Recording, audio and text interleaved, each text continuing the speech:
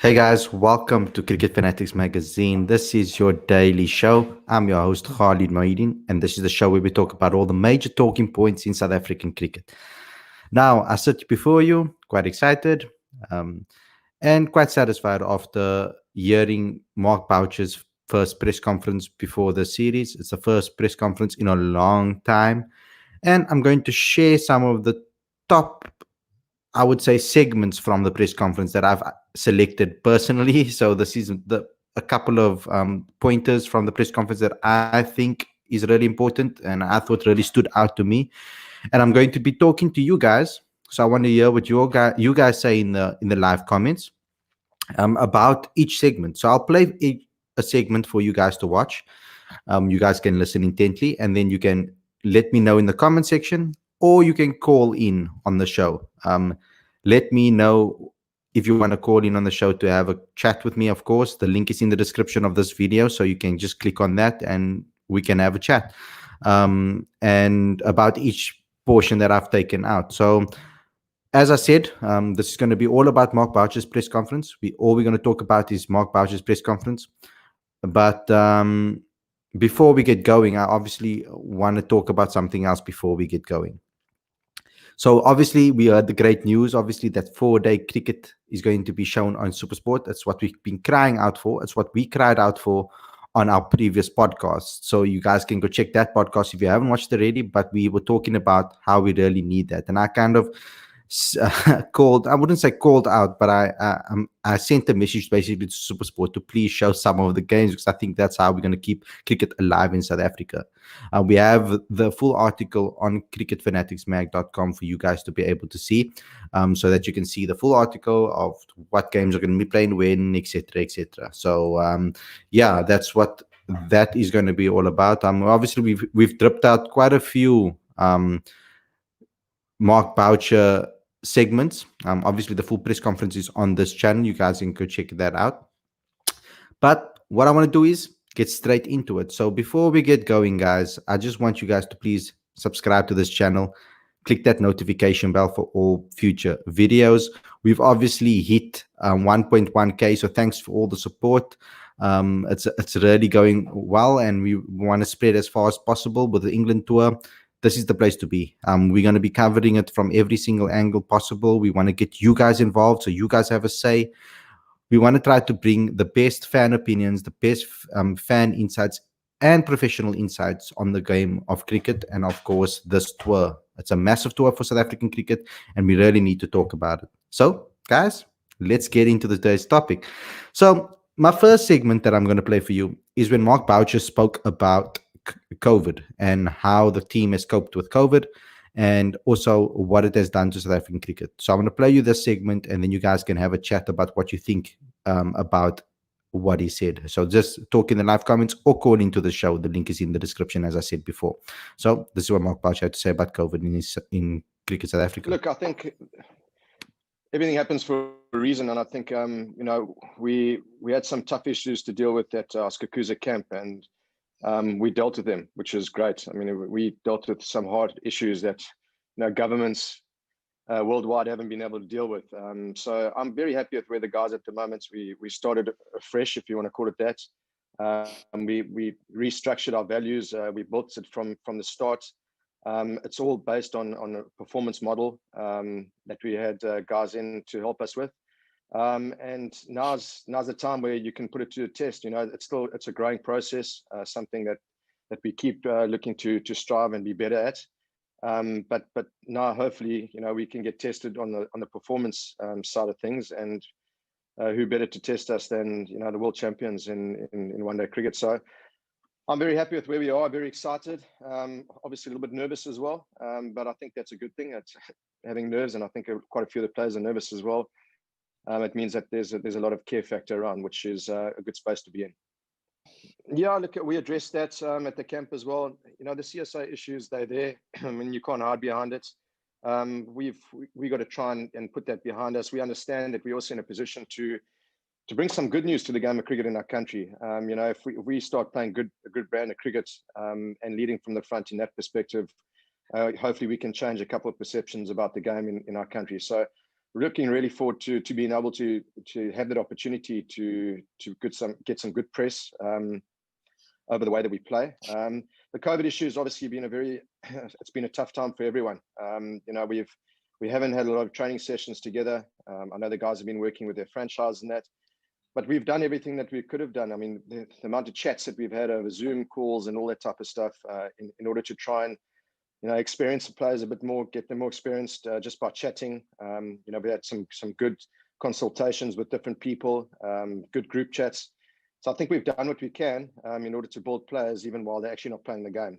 So in theory, it's all there. It's just now actually getting onto the field and performing. Thank you. So that's great, excellent points from Mark Boucher. And I saw a comment over here that is so true. He says that Bad Panda saying Boucher gives me confidence as a fan. He's a realist with great plans for the development of the side. Now, the main thing that I took out of that particular segment is the fact that he said a test. He said that England's going to be a great test for South Africa. Now, as we go along, and I play you some of the other clips, you'll see why I say that the test is very important, because he speaks about not knowing his best 11 as yet, but we'll get to that segment a little bit later. He spoke obviously about the difficulties of COVID. He also mentioned in the press conference that he had COVID himself before the 3TC tournament, and that's why he obviously got tested before, and he spoke about that experience as well that you can see in the full press conference. So I think that was one of the main segments that I took out of it, and one of the main talking points that I took out of it. Also that he said that he was open and honest and said that he's nervous, but nerves are good, because obviously that gives the team an edge, man. It shows that the players are nervous because they know they're going to try new things now and going forward, and they believe in their plan. So I'm really excited to see what Mark Boucher does with regards to the first T20, what the Proteas do, what style of cricket they'll play. But we have some segments later on in the show on that as well. I see Lubabalo, you saying that you got an assignment. You could have come on for 2 minutes. I mean, come on now. It's not the not the end of the world if you write an assignment tomorrow. I'm just joking. Good luck, bro. I hope you do get through everything that you have an early night as well. You can finish everything before that. Let's get on to the next point from Mark Boucher. So Mark was asked a question in the press conference about whether South Africa will take a knee, and obviously the BLM question was always going to come up.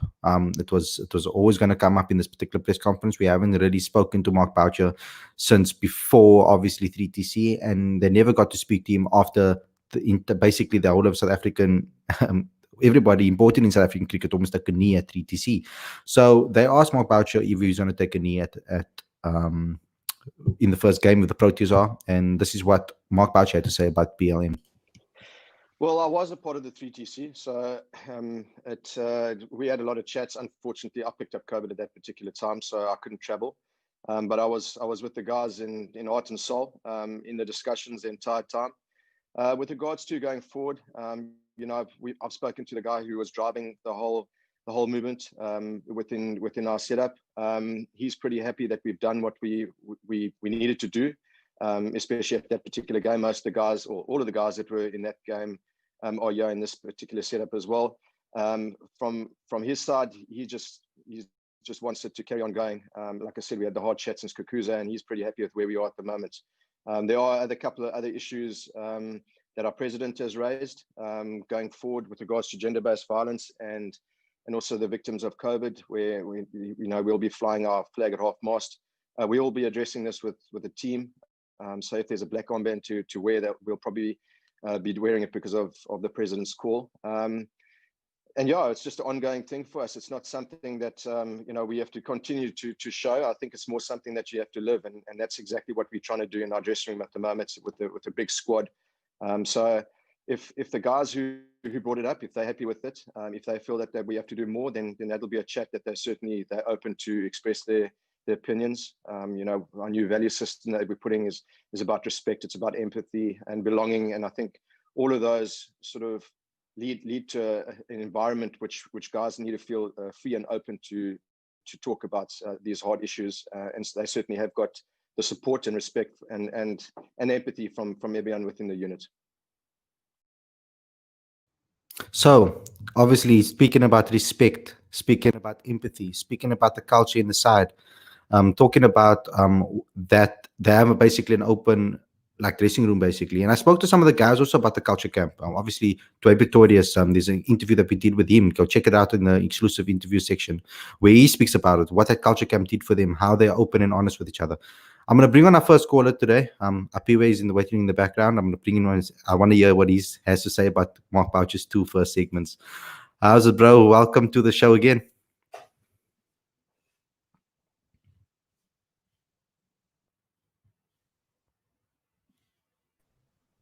Sorry, I was muted. No problem. I do the same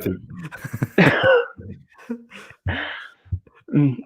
So I really enjoyed his whole press conference. Honestly, he was clear about it. Before we go to the whole press conference, let's just talk about the first two segments that I played now. So he spoke about COVID and he spoke about the Black Lives Matter movement. Those are the first two segments we've played so far. Do you have anything to say about those particular things? Talking about the culture in the squad, that they're not going to kneel ahead of the game is one of the things that came out of there, but they're going to be working with on living BLM instead of showing it. Their support for it. So they're going to obviously live it within their culture and the way they act, not necessarily by just kneeling and putting on basically a show, I would say. What is your thoughts on that? As I said, I watched the whole thing. So culture, he didn't just say it at the beginning, but he kept it going throughout the show. So throughout his press conference, which made it seem like subconsciously, even if he wasn't trying to keep saying it, but it was something that they had worked on a lot, and it was very important to the team to build this new culture, which is why I wanted to mention that it was something that had gone through the whole press conference. He keeps saying the word culture. He keeps saying we will build this culture. He keeps saying it, which it makes it seem like it's not an act and not just something that wants to be. It could be a good act if it's an act, but it seems like it's something. Oscar performance, you say? Yes, good act. That's what I'm saying. It seems like it's something that they've consciously thought about and have really gone into trying, at least. But then when they go to the Black Lives Matter, he keeps talking about the person who wanted this as if it's something that wasn't a team, as if the team didn't feel was important, as if they did it for someone. I know he meant when he keeps mentioning that someone feels that they've done the right thing and they've done what they keep doing now is the right thing. It makes it feel like it's just a way of doing what he wanted, that person that he didn't name or mention. And it's not a team ethos or a team thing that they all wanted from the get-go. And after they were made aware of the issue, he makes it doesn't make it seem like they all agreed to it and now want that. Even though throughout the press conference he's talking about team culture, team ethos and all that, but I didn't like, that's the only part I didn't like about the press conference, where he seemed to make it seem like it was that person, they were doing it for that person who had brought this up, and now that that person is happy, they gonna live it, which is good, but they're not gonna make it as important as some of us might have wanted to continue. Even if they're not taking the knee, we would have liked something, even if they say they're gonna have a badge on their caps or something like that, to show that it's something that they're continuing. They're not just doing it for show now, as the knee and the big gesture that the knee was, and which might have rubbed other people in the wrong place. But the fact that the Black Lives Matter movement is something that they still believe in, I would have liked him to say, we're not going to kneel. We'll have a sticker here or something that shows that it's still carrying on. Yeah. You see, I think that everybody involved with the Proteas would have to then agree with that. Sponsors, everybody, the people of the tournaments, everybody has to agree with that. It's going to be very interesting to see if England kneel or not. That's going to be a very interesting thing. Um, and because obviously we know that people of color are in the minority in England, whereas in South Africa, it's more of the majority over here. So it's going to be very interesting to see that. I think we just lost Apiwe. Hopefully can join back again. So what I got from that, and I hear what Apiwe is saying, I think that Mark Boucher was obviously talking about when he was saying that the person that was driving it, obviously, I feel that maybe he was singling out Lungingidi as the person that was driving it in the team. But I think that what he mentioned was that there are a lot of other things that the president also mentioned that are very important, like gender equality and obviously all of those other and all of those other things that are very important in this country as well that they want to stand up for. So I think they're putting some emphasis on that as well, because South Africa has a host of problems in this country that needs to be sorted out. And I think that that's what he was focusing on. I think we got Apiwe back. Thank you. Apiwe, I was just telling the guys that Mark Boucher was kind of just maybe saying that they're going to focus on some other things and they're going to fight that battles within the camp. But I don't want to make this whole thing about BLM. We can have a whole separate show about that. Let's move on to the next part of Mark Boucher's press conference. The part that really stood out to me, I think the part that made me really happy, it's because we've been talking about it and preaching about it. It's about the philosophy that he's going to be playing by. So, guys, this is what Mark Boucher had to say. Well, I'm going to need about half an hour to discuss the new philosophy. So if you've got half an hour. But so we have decided a sort of way that we want to play. If I can tell it to you in short, we want to be nice and aggressive. I think that's the way that the game is going. So you got to keep up with the sort of the direction of the game and which way it's going. I think the smartness is something that we've spoken a lot about. So it's one thing going out and say, just, go out there and be aggressive. You don't also want to be mavericks. You want to be nice and smart. And I think that is something that we can improve on. So we've identified the sort of way we want to play, and then identifying players that can play that sort of way, and also giving opportunity to guys to grow. If maybe their game plans don't suit that style of play, if we can start moving in that direction, adding a couple of shots to their games if they're batters, adding some different deliveries to bowlers. Then we're challenging players and they're moving in the right direction. So I think it's a whole sort of structure and a planning that we need to give a little bit of time as well. But we also understand that time is one thing. We are developing ourselves over a short period of time, but we need to win as well. So everything is about performance. The culture, the philosophy is about performance, and we want to win, and we want to learn while we're winning as well. So it's not a cop out to say, we need a bit of time to get this philosophy going. The guys are very much understanding that winning is very important. That's how you get confidence as well. So obviously talking about the culture again, as you said, obviously talking about the style of cricket that he wants South Africa to play. Very similarly to the comments of Owen Morgan when we asked him in the press conference last season, when they were here in Cape Town, I asked him that question. And very similar, saying that he wants to obviously play with an aggressive brand of cricket, but also a smart brand of cricket. That word smart, I've been talking about it for a long time, because it's not just about swinging your bat and hoping for the best. Like, it's kind of seen under Gibson, and that's what they were doing. It was aggressive for the sake of aggressiveness. It wasn't a smart aggression. Attacking in the right moments, attacking the right batsman, thinking about who you're going to attack, who you're going to hold back with, attacking in the power play. All of those type of things need to be thought about, and assessing the conditions. Like Shukri Conrad said about the under-19s, he wants to teach them how to assess the conditions and be able to read the conditions similarly as well. So we have another caller as well, Apiwe. We're going to join is Ravi. Ravi, welcome to the show again, brother. I'm just going to get your comments before Apiwe gives his comments on this particular segment of Boucher. I don't know if you got to hear the parts where Boucher was speaking about the culture in this side, that he's going to work intrinsically with the side. Do you have any comments on those before we go on to the style of play? Yeah, no, absolutely. And I'm sure, like most, so good evening, South Africa. Good evening, cricket fanatics. Good evening to the panel. I'd just like to say that I think it's quite interesting that Mark Boucher stepped up and started speaking about these matters, because it seemed that he was one of the few people that was that vocal at the time. At the time of the 3TC tournaments, at the time of all of these various stories that came out that broke out in the country.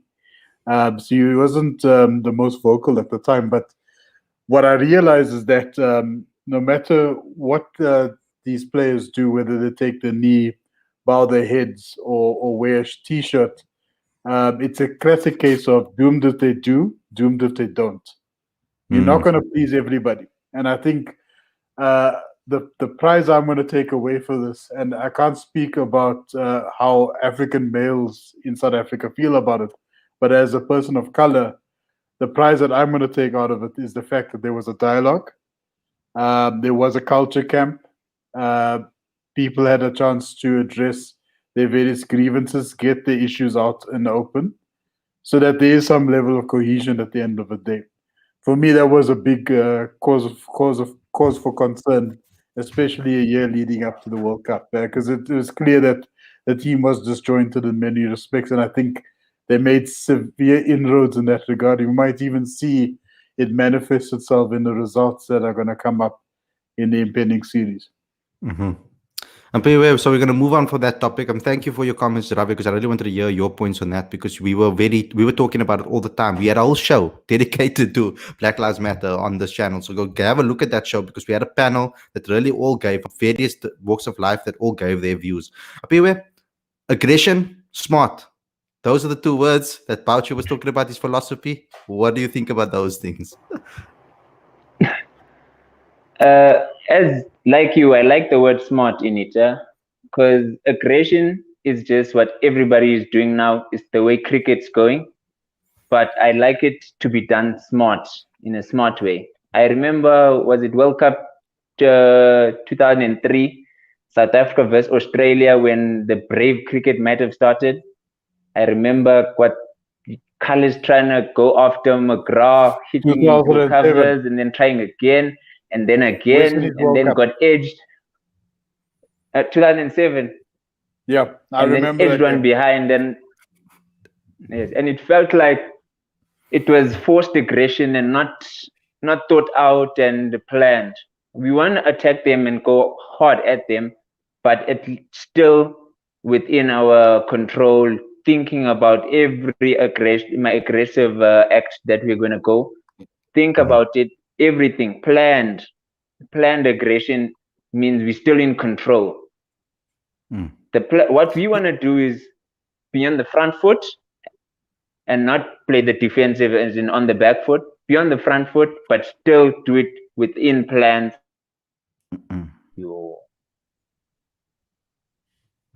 Yeah, I think. Are you there still? You just broke up. Just try to reconnect up here. I'm there. What I was saying. Oh, yeah. Cool.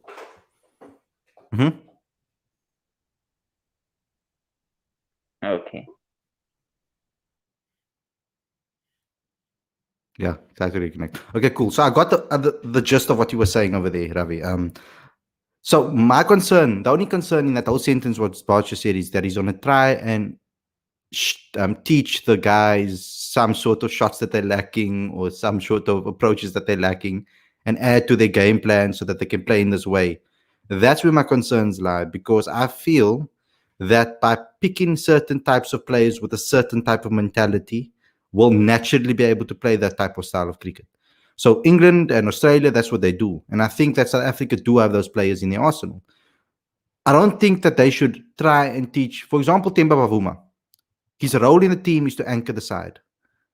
Someone like Riza Hendricks, has a great ability to anchor a side. So anchor an innings, to stand on the other end, find the gaps, play not too risky shots, play the ball on the ground, and that type of mentality, so that Quinn and the Cock on the other end can be more freely and can play more freely. I think we got up here back. Are you good, bro? Thank you for coming back.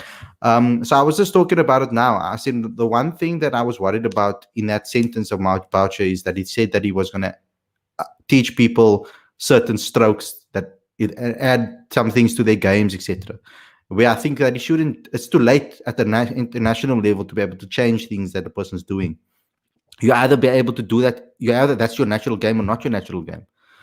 So Ravi, did I misread that, or did I mishear that, or Is that what you got from it as well? Yeah, it is. Look, it is a cause for concern because my stance is that, and again, I'm not the coach, so Yeah, I we're can't not.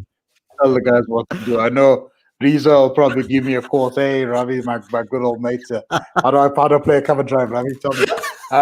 And what I can say is that I've always been a firm believer of backing your own ability. So Yeah. a guy like Faf du Plessis, for example, if he misses one outside off, it doesn't discourage him. He'll play that same shot again.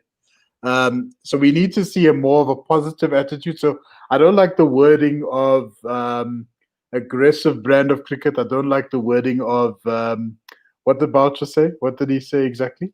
Aggressive and smart. Aggressive and smart. I believe in positive cricket. So back your ability, back your shots. And we saw that from Rassie van der Dussen last year.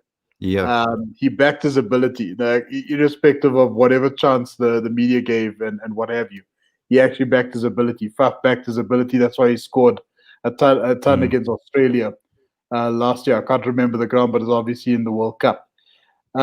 So my stance is that the guys have all the abilities in the world. I think what we've seen and what's been missing is that there hasn't been a collective effort in building an innings. We've only seen it from one or two or three guys that have stepped up.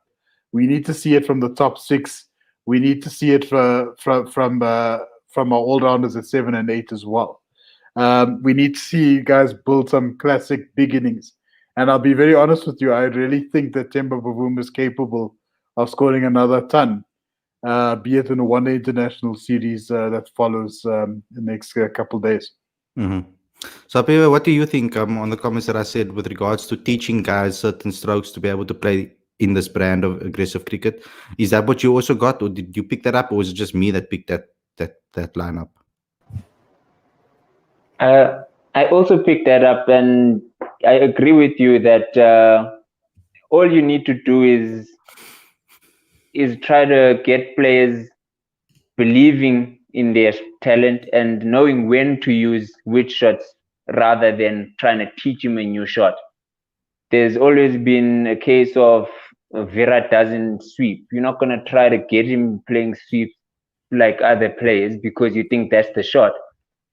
But let him work his cricket and play his shots. He's got a very good flick. Let him play that shot rather than going for a shot which he's not comfortable with. Once he's gotten to the Proteas with the limited shots he's got, let him use those shots. Just try to work it out with him when to use them or be confident enough to use them. I don't think we need to be teaching people new shots. I really don't think so too. Yeah, you're not gonna see. I don't think you're gonna see Temba Bavuma Like a helicopter. double stepping, slamming people, pull shots, and craziness. I just want to see. I don't think Boucher meant it like that, though. In what he was saying, I don't think he actually meant it like that. I just think he meant that they're gonna polish some certain things and skills of some of the players.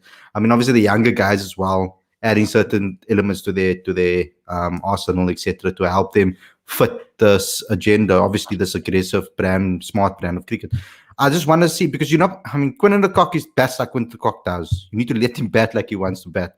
What you need to do is you have to get his confidence out so that he can bat like that consistently. That's just the Mumbai Indians, the way they managed him. Kaitan Blitz, the way they managed him. They just allowed him to play his game. You don't need to teach him anything. He knows what to do. At the international level, you don't need to teach anymore. Younger guys coming into the system, yes, you can hone some of their skills. You can maybe iron things out. You can maybe give them some tips on when to play what shots, etc., and how to read certain balls. But every player gets picked because they have the ability to play international cricket. That's what must happen. Here are some comments over here from Werner. He says the players who make it into the Proteas are good enough and only need to be given the confidence to play their natural games and express themselves. The rest takes experience through game time. We've got another one here from Akona saying every player that picks at national level has potential. Up to him to swim or sink.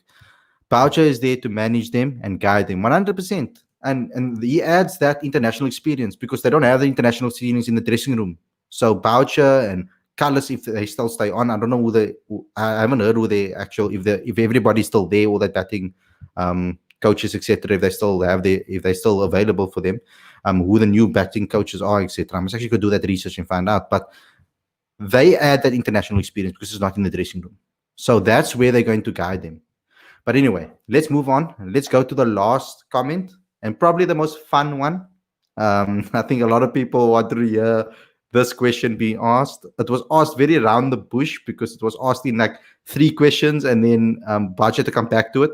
But this is the particular question that really stood out to a lot of major fans of this man, Mr. 360. AB de Villiers, AB was in its discussions before COVID. You know, he's always in the discussions if he's playing good cricket. To be honest with you, going forward, I haven't had a discussion with him at all.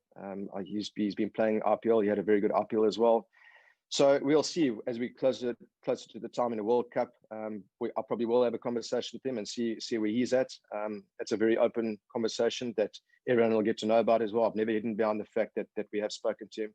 I still believe he's one of the best players in the world. I think he showed it in the RPL as well. So, you know, if he's a good value to bring into the Proteas setup, then I stand by what I said before.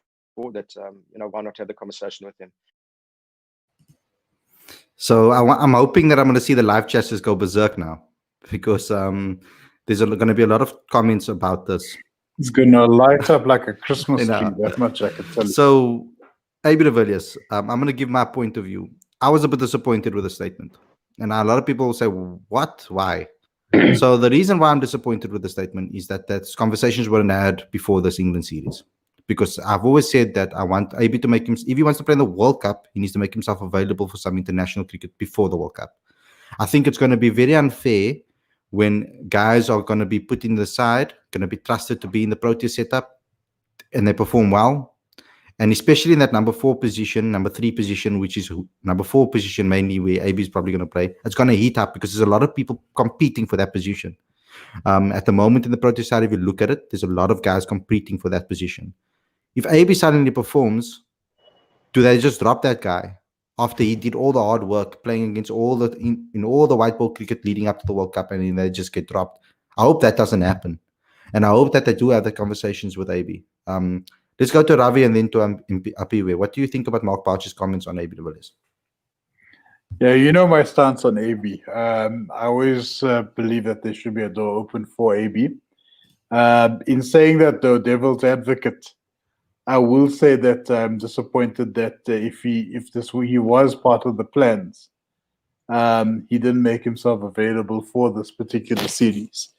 Especially considering he withdrew from, I think there was a comedy, he withdrew from the PSL as well. He was meant to play, I think, over there, but that never materialized. And I was looking forward to seeing AB possibly making a return this year. In saying that, I am also of the view that if AB does come in, it is going to unfortunately upset the apple cart to a degree. It will most likely result in, and I highly doubt Rassi is going to lose a spot, but maybe one of the newer guys that have just entered the fray as well could very well lose a potential opportunity to play. Mm-hmm. So it's great. It's great on paper. It's wonderful. It's just that it's counterproductive as well if you're trying to grow the game. Sorry, Ravi, but that was a dramatic pause. I should have read you. You see, you haven't been on the show so long, so I can't read you anymore. Yeah, he must come on more often, so I know with you. I must give you time to speak.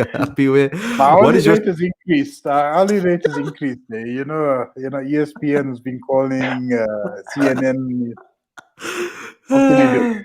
This guy can talk strong. Look, Apiwe, from your point of view, where do you stand on AB before we get into the comments? I also think that I'm a big fan of AB de Villiers. He is a great cricketer.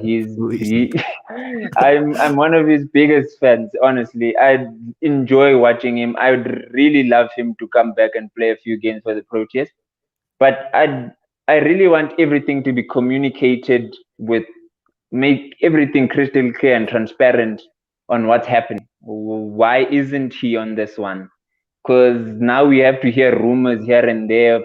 because he pulled out of the PSL, as you said, and I think he pulled out of the Big Bash or or part of it. And then there was rumors that his wife might be expecting or something like that. So now we all have to be listening to rumors here and there. We just want everything to be clear and in the know. Let's know whether we're getting AB or not getting AB. Yeah, AB, come on the show, man. That's what we want. That's seriously what we want. If we're getting AB, we'll be all happy.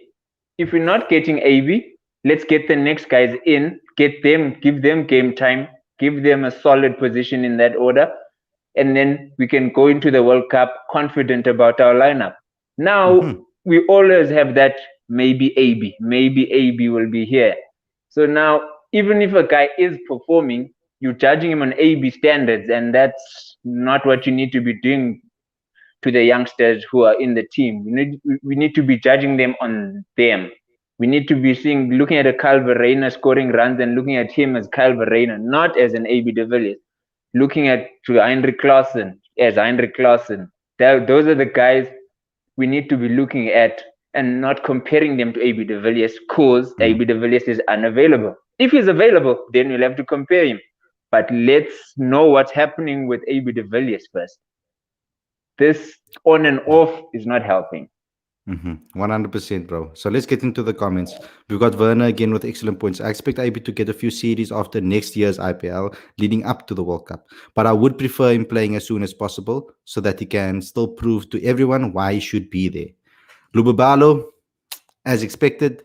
Safe to say our coach is AB baby. Embarrassing. Shame. Bad Panda. AB is taking a break from family time. He pulled out to the Big Bash as proof. Ravi BBL. AB should play series to avail himself for the World Cup. His wife is expecting a baby soon. That's what Tapiwa said.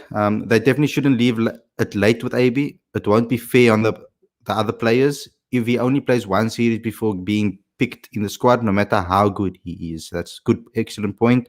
Akona's had good points, guys. T20 World Cup around the corner, and Boucher mentioned it's all performance driven. All they have spoken about. Worried with domestic old heads. They must hit the ground running. And that's the point that I made.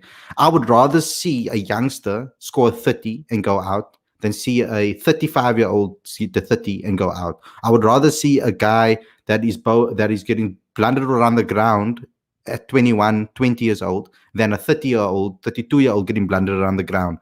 The person that the younger guy will learn more from that experience. That's what I'm trying to say. Apriwa is an AB baby too.